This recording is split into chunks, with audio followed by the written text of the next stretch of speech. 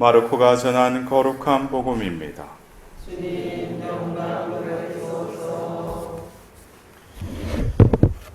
그때 예수님께서 길을 떠나시는데 어떤 사람이 달려와 그분 앞에 무릎을 꿇고 선하신 스승님, 제가 영원한 생명을 받으려면 무엇을 해야 합니까? 하고 물었다. 그러자 예수님께서 그에게 이르셨다. 어찌하여 나를 선하다고 하느냐? 하느님 한 분 외에는 아무도 선하지 않다. 너는 계명들을 알고 있지 않느냐? 살인해서는 안 된다. 간음해서는 안 된다. 도둑질해서는 안 된다. 거짓 정언을 해서는 안 된다. 횡령해서는 안 된다. 아버지와 어머니를 공경하여라. 그가 예수님께 스승님, 그런 것들은 제가 어려서부터 다 지켜왔습니다. 하고 대답하였다. 예수님께서는 그를 사랑스럽게 바라보시며 이르셨다. 너에게 부족한 것이 하나 있다. 가서 가진 것을 팔아 가난한 이들에게 주어라. 그러면 내가 하늘에서 보물을 차지하게 될 것이다. 그리고 와서 나를 따라라. 그러나 그는 이 말씀 때문에 울상이 되어 슬퍼하며 떠나갔다. 그가 많은 재물을 가지고 있었기 때문이다. 예수님께서 주위를 둘러보시며 제자들에게 말씀하셨다. 재물을 많이 가진 자들이 하느님 나라에 들어가기는 참으로 어렵다. 제자들은 그분의 말씀에 놀랐다. 그러나 예수님께서는 그들에게 거듭 말씀하셨다. 얘들아, 하느님 나라에 들어가기는 참으로 어렵다. 부자가 하느님 나라에 들어가는 것보다 낙타가 바늘기로 빠져나가는 것이 더 쉽다. 그러자 제자들이 더욱 놀라서 그러면 누가 구원받을 수 있는가 하고 서로 말하였다. 예수님께서는 그들을 바라보며 이르셨다. 사람에게는 불가능하지만 하느님께는 그렇지 않다. 하느님께는 모든 것이 가능하다. 그때 베드로가 나서서 예수님께 말하였다. 보시다시피 저희는 모든 것을 버리고 스승님을 따랐습니다. 예수님께서 말씀하셨다. 내가 진실로 너희에게 말한다. 누구든지 나 때문에 또 복음 때문에 집이나 형제나 자매, 어머니나 아버지, 자녀나 토지를 버린 사람은 현세에서 박해도 받겠지만 집과 형제와 자매와 어머니와 자녀와 토지를 100배나 받을 것이고 내세에서는 영원한 생명을 받을 것이다. 주님의 말씀입니다. 그리스도님 찬미합니다.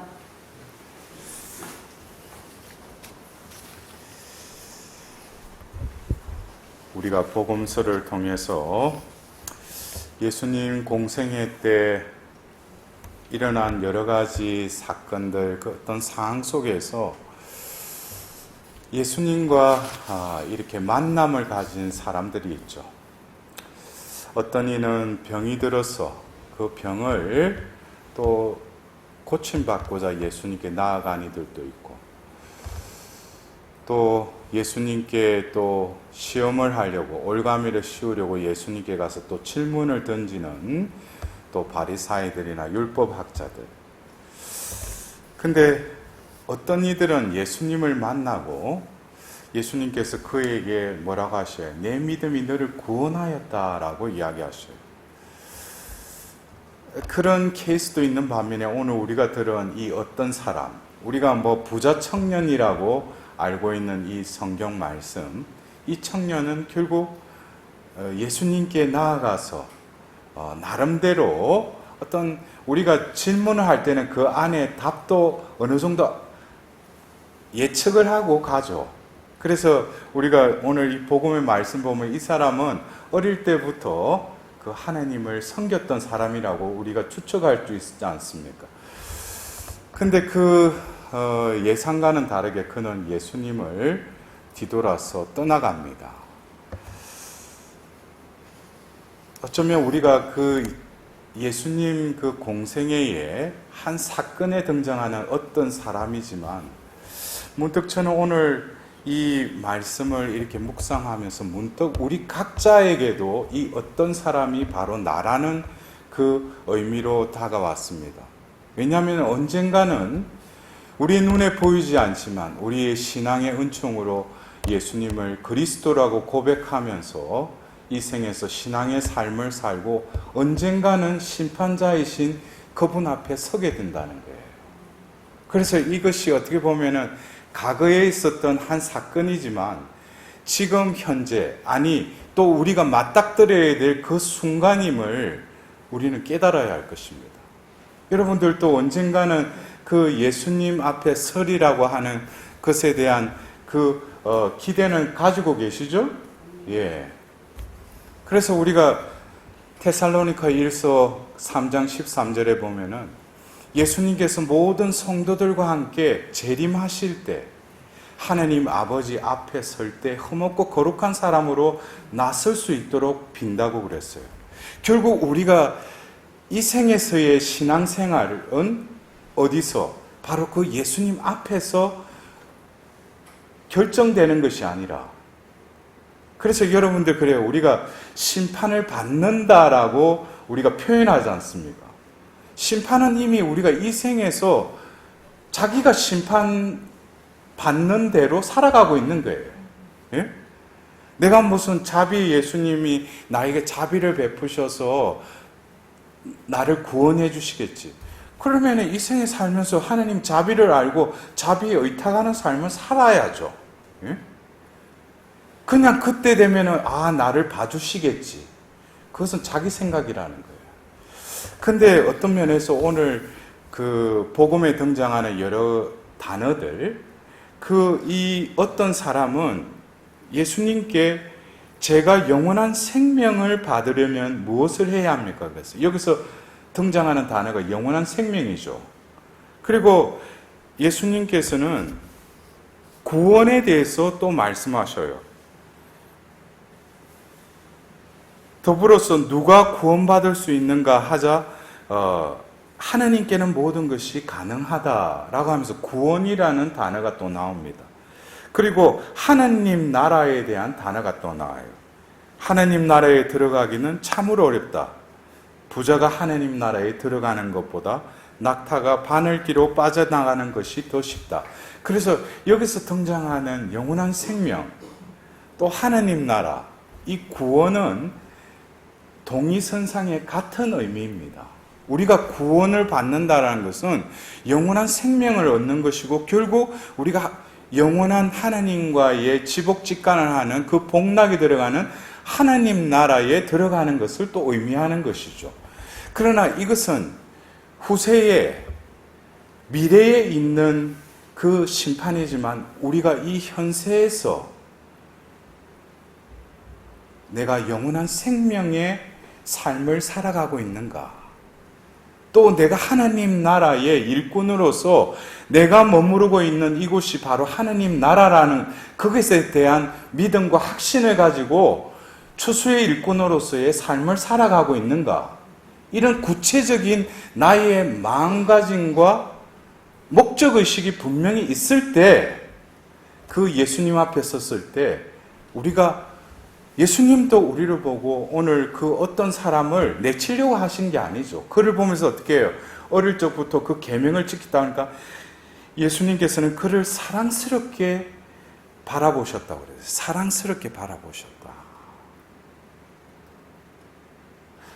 예수님은 우리 한 사람 한 사람을 다 사랑으로 바라보시고 노심초사하시며 그 구원의 길로 이끄시는 착한 목자이신 예수님이지 않습니까? 근데 어떻게 보면 우리가 구원받는다, 예수님은 우리의 구원자이시다 라고 할 때 구원받기에 가장 좋은 조건은 뭐겠어요? 내가 무엇을 해가지고 선한 일을 많이 하고 내가 업적을 쌓아서 그래서 구원받아요? 그래 되면은 구원이라는 그 효과가 온전히 발휘되는 게 아니죠. 구원이라는 것은 뭐예요? 내가 도저히 나 스스로는 구원받을 수 없는 어떤 악의 구렁텅이나 어떤 그러한 그 악에 허우적거릴 때 누군가가 와서 나를 건져줄 때 그것이 바로 뭐예요? 구원이라는 것이죠. 근데 우리가 구원이라는 개념을 우리 신자들 중에도 간혹 그런 분이 계셔요. 내가 이 선업을 쌓고 내가 기도를 하고 내가 매일 미사 나가고 내가 봉사하면은 구원받겠지. 그러나 그것은 하나의 외적인 행위이지만 무엇으로부터 그러한 행위와 어떤 말이나 행위를 하느냐 이거예요. 그래서 우리가 오늘 지혜서의 말씀 보면은 이 지혜를 사랑하는 어떤 영혼을 이야기를 하는데 자신이 생각하는 지혜가 아니죠. 여기서 말하면은 내가 기도하자 나에게 예지가 주어지고 간청을 올리자 지혜의 영이 나에게 왔다 그랬어요. 내가 지혜를 무엇보다도 만유 위에 더 최상위급으로 지혜를 탐구하고 지혜가 진짜 모든 재산보다 모든 가치보다 더 좋다. 이것이 내 생각, 내 판단에서 나오는 게 아니고 내가 간청하자 하나님께서 나에게 지혜의 영을 내려주셨다는 거예요. 그 영이 내 안에 머무르자 세상 것은 하찮게 보이는 거예요. 여러분들 이것이 어떻게 보면 하나님의 방법은 먼저 주셔요. 그래서 우리가 교회에서 어떤 그 목자들이나 그 학자들 기념일에 보면은 입당송이 뭐예요? 그에게 지식과 설계의 영을 주셨다 그랬어요. 여러분들 그 탈출기에도 보면은 그 탈출기 25장 이후로 보면 성막 짓는 그런 하나님의 말씀을 우리는 들으면서 하나님 뭐예요? 어떤 것을 만들 때는 누구에게 맡겨라 그래요. 누구에게? 그에게 내가 그것을 할 수 있는 영을 부어주겠다는 거예요. 여러분들 중요한 것은 내가 무엇을 해서 하는 게 아니라 하나님은 당신이 쓰임에 맞는 그 조건이나 그 사람의 모든 은사나 이런 것도 뭐예요? 하나님이 먼저 내려주신다는 거예요. 그래서 내가 그 무언가를 할 때도 뭡니까? 내가 하는 것이 아니라 하나님의 우선적인 은총과 은사가 내 안에 머물러 있어서 그 발로로 내가 그것에 협력을 할 때 그것은 열매를 맺게 되는 것이죠. 그리고 우리가 그래요. 오늘 이 독서의 히브리서 4장 12절. 하나님의 말씀은 살아있다고 그랬어요. 어떤 쌍날칼보다도 날카롭다고 그랬어요. 우리가 신앙생활하면서 매일 미사 참여하고 또 여러분들이 성경 말씀을 읽을 때 내가 변화가 일어나지 않는다면, 내 존재가 변화되지 않는다면 말씀이 내 안에 들어오지 않은 것이죠. 말씀이 진정으로 내게 파고 들어온다면 내 존재가 어떻게 산산조각 난다는 거예요. 내 삶이 변화될 수밖에 없고 내 존재가 하나님의 빛 속에서 나의 본 모습을 보게 된다는 거예요. 그래서 오늘 그 말씀 앞에서 그분 눈에서는 모든 것이 벌구숭이로 드러나게 된다고 그랬어요. 여러분들 그런 체험을 하신 적 있으세요? 하나님 앞에서 벌구숭이 된, 완전히 하나님께 감출 수 없는 그러한 상황에 놓이게 될 때, 그때부터 어떻게 돼요? 자기 속된 표현하면 꼬라지를 알게 되는 거예요. 자기가 얼마나 교활하고 교만한지. 그러나 그것을 모르고 치장하고 가면을 쓰고 그럴싸하게 외적으로만 하는 사람들은 아직까지 뭐예요? 말씀이 그 영혼 안에 파고 들어가지 못한 거죠. 귀로 듣고 한 귀로 듣고 한 귀로 그냥 흘러보내는 거예요. 그래서 오늘 예수님께서 그 영원한 생명을 얻고자 하는 그 어떤 사람, 그 사람은 어릴 때부터 계명을 지켜왔다고 그랬어요. 그러나 예수님께서는 그를 보자 사랑스럽게 보면서 그에게 뭐예요? 부족한 것이 하나 있다고 그랬어요. 근데 우리가 이 부자 청년이라고 하는 이 말씀을 들을 때 자칫 우리는 단면적으로 야, 부자니까 참 나도 보니까 통장에 그렇고 우리 부동산 동산하면 조금 그래도 우리 한국에서는 조금 부자층의 한 사람들은 오늘 복음을 듣고 내가 이게 그래서 예수님을 떠나볼까 하는 또 분심이 드는 분이 없겠죠. 예? 근데 여러분들 그거는 단편적인 거예요. 예수님이 보시는 것은 그가 뭡니까? 어릴 때부터 하나님을 섬기고 하나님 자녀다 살았다고 생각하지만 하느님이 보시는 것은 어떤 그 지키는 행위보다도 그 사람의 마음보를 보신다는 거예요. 그 사람 존재의 중심을 보신다는 거예요. 그 중심을 보니까 뭐가 있어요? 이 사람 겉으로는 하나님 계명 다 지켰어요. 그러나 뭐예요? 그 안에는 하나님이 안 계신 거예요. 그 자리에 뭐가 있어요? 재물이 있다는 거예요. 이것은 꼭 부자만 해당되는 것이 아니라 우리 나름대로 뭐예요? 가진 것 없으면서도 허영심, 명예욕, 권력욕 이런 것들이 하나님을 보지 못하게 하는 그 중심에 있다면 부족한 한 가지는 사람마다 조금씩 상이할 수 있겠죠. 그래서 예수님이 만나는 여러 사람들 중에 어떤 사람은 이 어떤 이처럼 예수님 앞에 나아가지 못하고 뒤로 물러서서 예수님께 어떻게 하면 손을 뻗쳐서 할까 해서 손을 댔는데 기적의 힘이 뻗쳐서 앓고 있던 병이 치유가 일어났어요. 그러나 예수님께서는 그 치유를 뛰어넘어서 뭡니까? 그 여인에게 뭐예요? 내 믿음이 너를 구원하였다 그랬어요. 너의 믿음이 너를 구원하였다 그랬어요. 그 순간에 우리는 구원을 받기 위해서 어떤 시간이 필요하고 나의 공로가 필요한 것이 아니라 지금 이 순간 예수님에 대한 그 믿음의 손을 뻗칠 때 구원은 나에게 주어진다는 것이에요.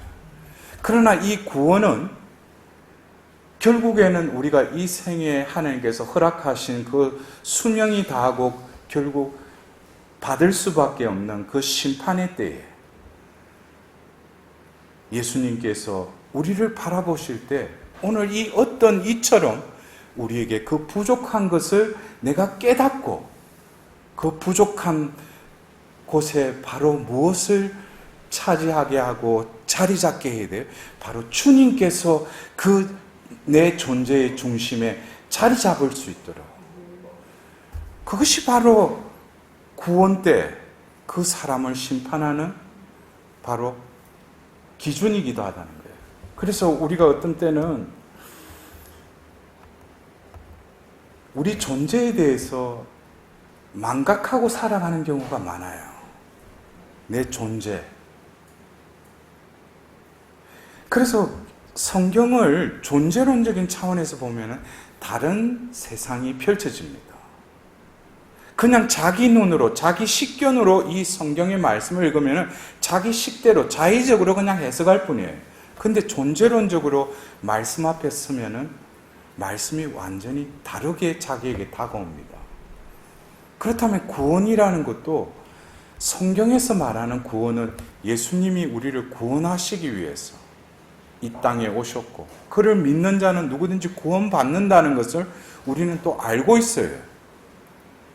그러나 우리는 다 구원받고 싶어 하지만 하느님이 바라시고 하느님이 원하시는 구원의 기준은 무엇인가? 그것은 우리 존재됨이라는 거예요. 그래서 성경은 바로 창조로부터 성경이 시작되는 거예요. 당신의 모상으로 우리 사람을 지으셨다는 거예요. 그럼 구원은 뭡니까?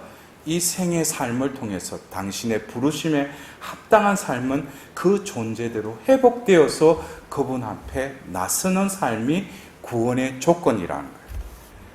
그래서 성경에서 보면은 우리가 원래 존재된 그냥 교리적으로 하나님의 모상이다라는 것을 바오로 사도는 에페소서 1장 4절에 뭐라고 해요?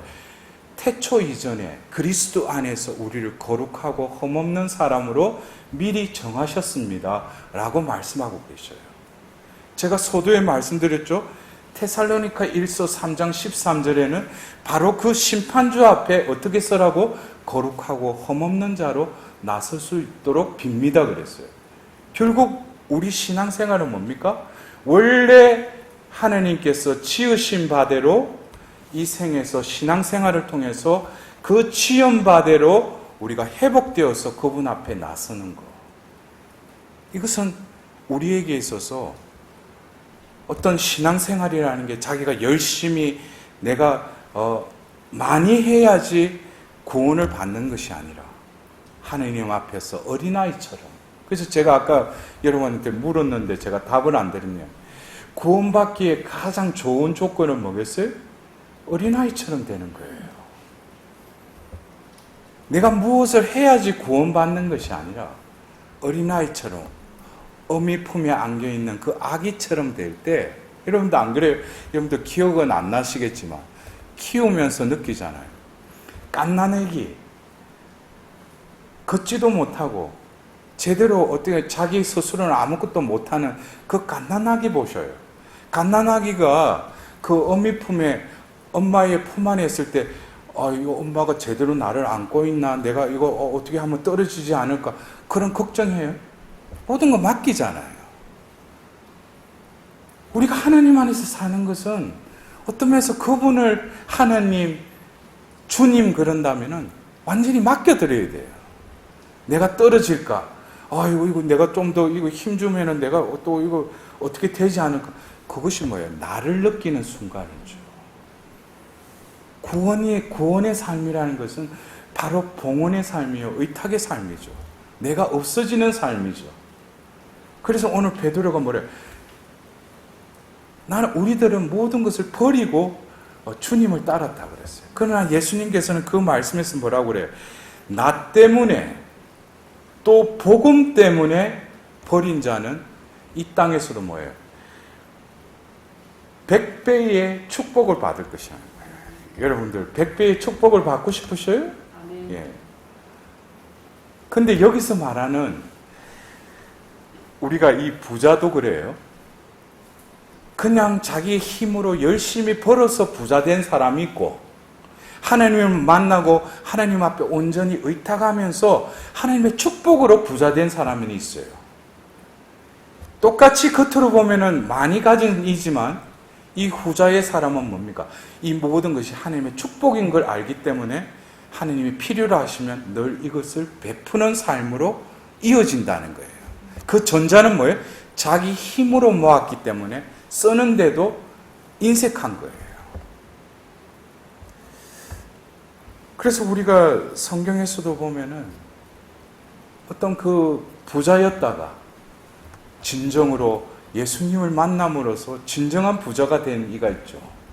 바로 그 세간장인 자케오잖아요. 자케오는 그 동족의 세금을 하는 세간장이었는데 결국 예수님을 만나면서 뭐야? 모든 걸 다 내가 횡령한 것이 있으면 남에게 덩쳐먹은 게 있으면 다 내 재산의 몇 배라도 다 갖겠다고 그러죠. 그러나 진정한 부자는 뭡니까? 예수님께서 오늘 너의 집에 묵겠다 하자. 그 자케오가 뭐예요? 부자라는 것은 내가 가지고 있는 이 유형적인 이 재산이 아니라 그분을 내 집에, 내 마음속에 맞아들이는 것이 바로 부자라는 걸 깨닫게 된 거예요. 여러분들 어쩌면 우리가 이 자본주의 사회에서 이 재물이라는 것은 필수적인 것입니다. 그러나 우리가 신앙인으로서 살아간다는 것은 가치관, 여러분들 밸류 시스템이라는 이 가치관, 우리가 신앙생활을 하면서 이 가치관이 질서가 잡혀야 돼요. 신앙생활을 하는 데 있어서. 첫 번째는 하느님이 내 삶의 모든 우선순위가 되어야 되겠죠. 그리고 이 세상 것은 그냥 살기에 필요한 만큼 나에게 허락된 만큼 그것으로 자족하는 그러한 가치의 질서가 잡힐 때 이 사람은 마음이 평화롭습니다. 그러나 우리는 자칫 하나님이 우선적이기보다는 이 세상 것을 얻기 위해서 하나님 위에 놓고 그 다음에 하나님께 기도하고 있어요. 그것이 오늘 이 어떤 사람의 그 경우입니다. 자기가 신앙생활 열심히 하고 계명을 다 지켰다고 하지만 이 재물 때문에 결국 예수님을 떠납니다. 여러분들 마음 중심에는 무엇이 있습니까? 그것으로 인해서 내가 기도 중에 많은 시간과 수고를 투자한다면 그것보다는 주님을 내 안에 모시기 위해서 그 시간과 노력을 투자해 보십시오. 그러면은 나머지 것들은 하나님께서 곁들여 주신다는 것을 또한 체험할 것입니다. 우리가 이 혼탁한 이 세상 속에서 빛과 소금으로 살도록 부르심받은 우리들이 외적으로 남과 다른 것이 아니라 내적으로 존재론적으로 그들과 차이가 있죠. 우리는 바로 예수님을 통해서 예수님과 함께 예수님을 위해서 살도록 부르심을 받은 이들입니다. 그것에 대한 분명한 내 삶의 목적과 내 삶의 원동력을 여러분들 오늘 이 주일 하나님의 은총에 의탁하면서 이제 다가오는 또 한 주간 또 진정으로 그 하나님의 은총으로 만족할 수 있는 복된 자로 살 수 있도록